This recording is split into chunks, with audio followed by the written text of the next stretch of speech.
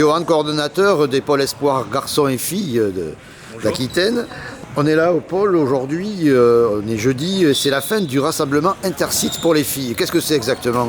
C'est un rassemblement avec le I, c'est intergénérationnel et en même temps intersites. Puisqu'on a bien le site d'Angoulême, on a également le site de Oloron et on regroupe les filles sur Bordeaux de façon à pouvoir les entraîner, les évaluer, avoir un suivi plus précis encore que lorsqu'elles s'entraînent au quotidien dans leur structure. C'est une sélection des filles des sites d'Oloron et d'Angoulême? Cette sélection, elle est variable. Elle peut dépendre effectivement, là en l'occurrence, il va y avoir les interpôles fin janvier. Donc ici, les joueuses présentes peuvent potentiellement participer aux interpôles. C'est également une évaluation individuelle, donc ça peut être 1, 2 générations, 3 générations, ça dépend. Selon les choix de la responsable du pôle, Béatrice. Là, il y a une 2011 qui est la plus jeune. Sinon, c'est essentiellement des 2010 qui sont éligibles à participer à la compétition Interpôle, en sachant que les filles qui sont plus à même de participer sont les 2008, 2009 et ouverture au 2010. C'est pour ça qu'il y a des 2010 ici présentes, de façon à pouvoir les évaluer et en cas de pépin, maladie, blessure, que Béatrice puisse composer la sélection de l'équipe qui ira aux Interpôles.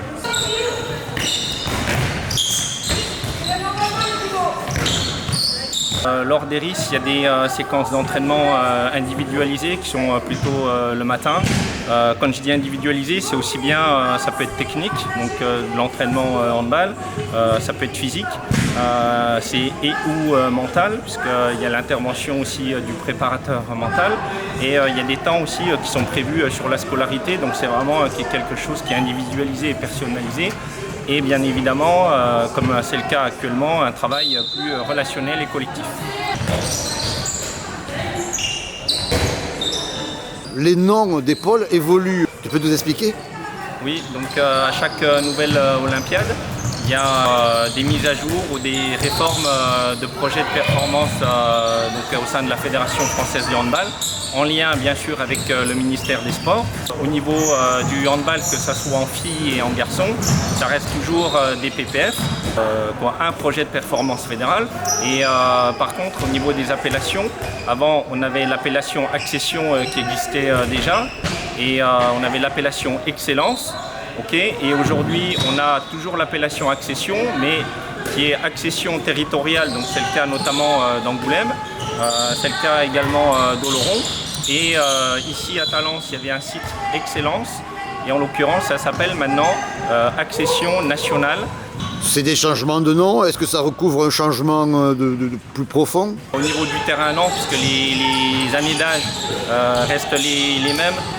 Ce sont des ajustements nécessaires et obligatoires en lien avec, comme je le disais, le ministère, l'ANS, en l'occurrence, de façon à ce qu'on puisse harmoniser l'Agence nationale du sport, c'est ce qui permet d'harmoniser sur l'ensemble des territoires pour que ça soit plus clair et plus lisible. Et là, en l'occurrence, en filles et en garçons, on a bien site accession territoriale et site accession nationale. Ça permet de remettre de la clarté et de la limpidité, notamment entre la filière filles et la filière garçons. Après, bien évidemment, il n'y a pas que le changement de nom, il y a des ajustements, mais ça ne se ressent pas immédiatement au quotidien.